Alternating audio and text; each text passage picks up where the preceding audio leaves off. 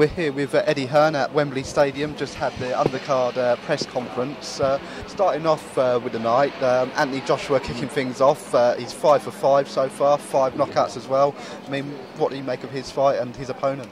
Listen, I mean, Anti's coming back off a little spell of injury. He hasn't had the longest camp. He's probably only had a couple of weeks sparring himself. So I wanted to bring him in an opponent that something like this would mean a lot to. And obviously, Matt Legg, it's a golden opportunity for him. He's a huge underdog in the fight. But he's 8-2. You know, Anti's just had 5 fights himself. So he's going to come and really give it a go. He's already said he's not here to make up the numbers. He's going to stick it on Anthony Joshua. That could be bad news for him. But, you know, we're going to kick off the night with that and then get on to probably the more serious stuff in terms of career defining for all the fighters involved in the bill. And you mentioned Anthony Joshua, and he's quite local to here, Watford, just up the Met line. I mean, for him to kick things off in front of 80,000 people, we must be looking forward to that. Absolutely, you know, it's every fighter that's on the bill must just be walking out here going, I can't believe it. And, you know, this is empty. Imagine when this is full. It's going to be unbelievable. So, great for everyone involved. And you mentioned some of the more serious fights then, and of course Jamie McDonald, he lost the IBF title outside the ring, has got the chance to claim the WBA title.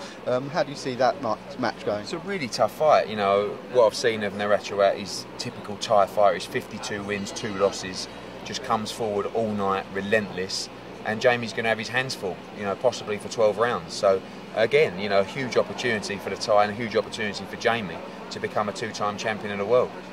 And then we've got a few world title eliminators on the card as well. The first one is going to be Kevin Mitchell. How do you see that going with Kevin? You know, this is such a great fight that probably not a lot of people know a lot about Maduma. Look at the world ranking, see where he's ranked, and speak to people in the game, particularly in America and obviously Canada where he's from.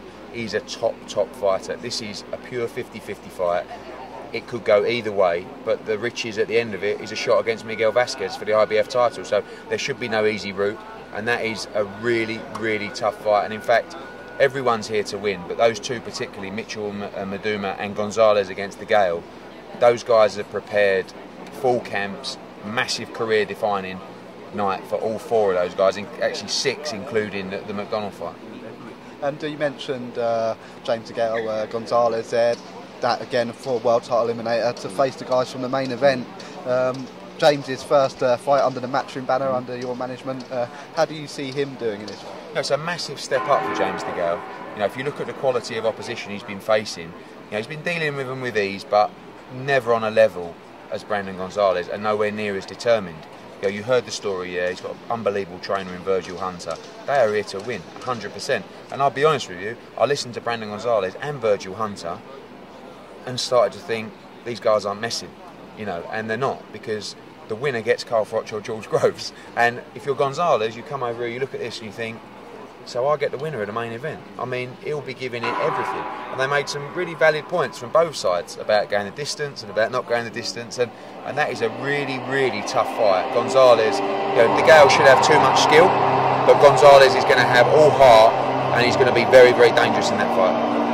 And of course today was the Undercard press conference, tomorrow the big press conference. I mean, today everything went off nice and smoothly. Do you think there'll be a bit of fireworks there tomorrow? Of course, there'll be fun and games, there'll be mind games, there might be a little bit of shoving and heads touching together, but you know, this is it's high stakes. You know, I don't think there's been a fight with more on the line in British boxing history in terms of pride, in terms of ego and in terms of profile. So, you know, you're going to get what you're going to get. Both guys are sensible. They're respectful about the code of the sport. I don't think you're going to see anything untoward in that respect.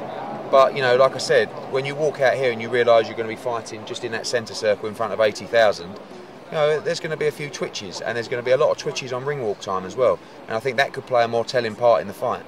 And then, of course, Friday is the weigh-in, and it's going to be a big day, not just for the boxing, but England are playing here on Friday. It's half-term, so expecting big numbers. What can fans expect from the weigh-in on Friday? We wanted to do something a little bit different. We're going to open the doors at 2 o'clock at Wembley Arena.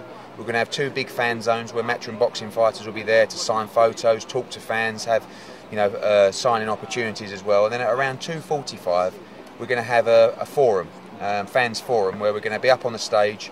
Probably be Adam Smith, Paulie Malignaggi, Tris Dixon from Boxing News, myself, Paul Smith, maybe another Sky Sports pundit. We're going to talk everything boxing. We're going to talk Froch Groves, we're going to talk the Undercard, we're going to talk fights you want to see, fights you'd like to happen, fights that you don't want to happen.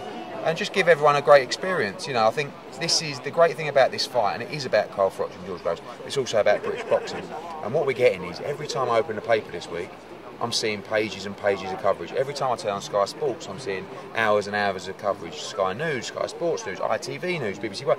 And that is so good for the sport of boxing. And it shows you if you make the big fights, you will get the coverage. And, you know, this is a little bit of a freak show, because I can't tell you we'll be back here in a couple of months.